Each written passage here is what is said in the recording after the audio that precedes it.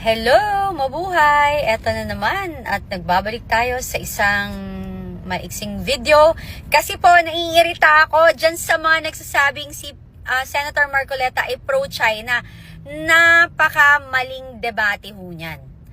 Ang katotohanan, tayo po ay ine-educate or tinuturuan ni Senator Marcoleta nung ano ang naaayon sa batas at kung ano yung tama at kung paano natin ilalaban ang ating bansa para sa ating karapatang pangkaragatan or kalupaan man based on the law na nasa atin sa Pilipinas. So, wag nyo siyang banatan kasi ang daming nagmamagaling dyan na ang pinapalabas nila pro-China si Senator Marcoleta na ang katotohanan, ayaw lang niya tayong maging tanga at mga bobo na hindi natin alam ang pinaglalaban natin. Kasi sa huli, tayo rin ang mapapaya at nakakahiya tayo sa ibang bansa. So, siya ay ine-educate or tinuturuan lang tayo kung ano talaga yung tama. Wala hong pro-China dito. Lahat ho pro-Philippines plus pro-education para po walang tatanga-tanga at nagmamagaling. Doon din sa mga lawyer, na alam nila pag binasa nila ang law at na kung aning karapatang pangkaragatan natin tsaka panglupa, is tama naman talaga si Senator Marcoleta ay pinipilit nilang baguhin ang batas. Dapat yung mga yan madisbar yan. Kasi nagbibigay kayo ng maling informasyon at eksplenasyon sa bansa natin or sa mga kababayan natin. Kaya nagkakaroon ng kaguluhan. Second to that, yung ginawa ni Tariela is talagang napakamali nun.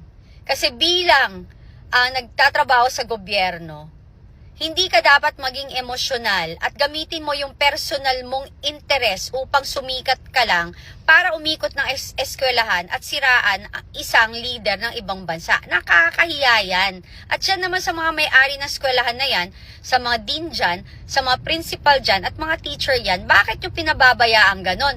Ang style na yan makakaliwa, di para na rin tayong mga makakaliwa. Men in uniform align ka. O bakit ka ganyan?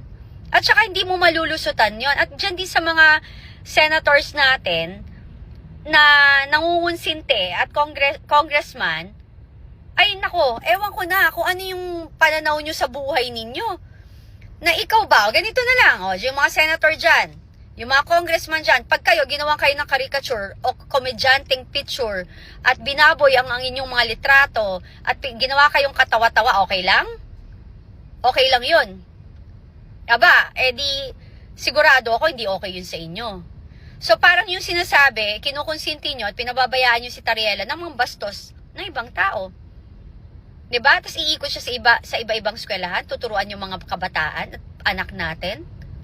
Nako, kung ako dun sa mga eskwelang inikutan niya, filean nyo yan ng reklamo kasi mali yan, nag-gather siya na hatred at saka sa mga Filipino-Chinese community, lalo na yung malalaking negosyanteng in-check.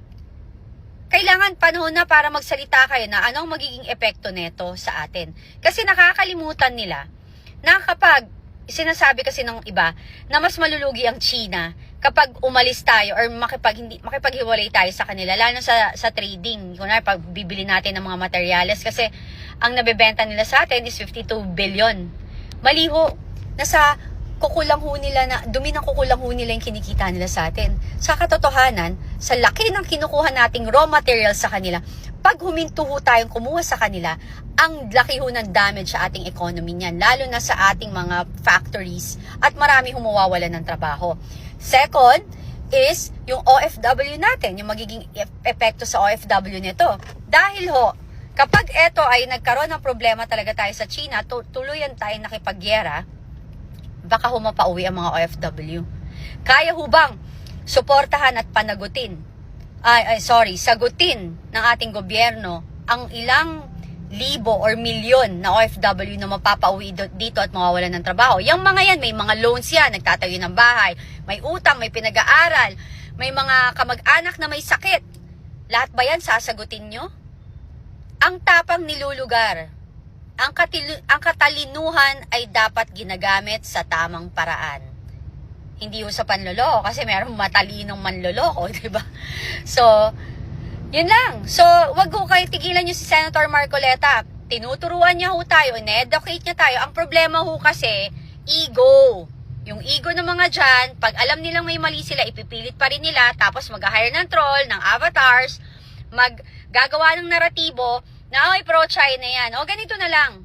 Yung mga nagsasabi dyan na pro-China, tapon nyo yung iPhones nyo, cellphone nyo, buong halos gamit natin sa bahay, o lahat ng raw materials natin, pagkain natin, galing lahat sa China, karamihan.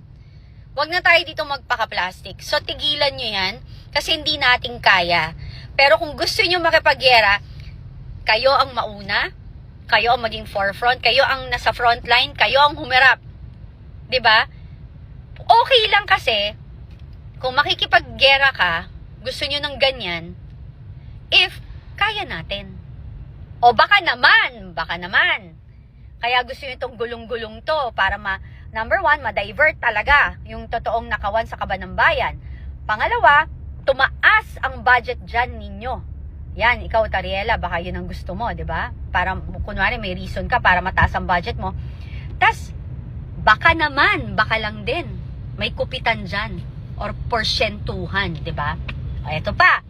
Ang gawin na lang ninyo dyan sa Senate, patawag nyo si BBM. Kasi remember, may statement si Toby Tiangco na sinabi niya na nung nag-uusap daw sila ni Martin Romualdez, ni Saldico, si BBM at siya, is kinonfront sila ni BBM at sinabi na ilan pang mansyon sa Forbes ang gusto ninyo, ilang pang Ferrari, ilang pang eroplano ang gusto ninyo at caviar na kakainin ninyo para makontento sila.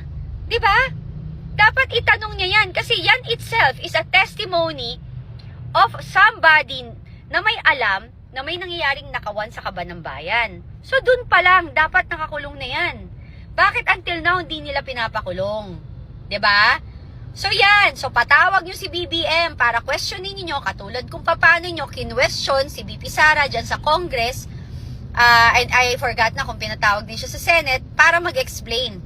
This time, kailangan mag-explain ni BBM about that statement na ikinwento ni Toby Tiangco. It's all over the news. So, tama na. Balik tayo sa totoong problema. Nakawan sa kaban ng bayan. I-explain nila yan.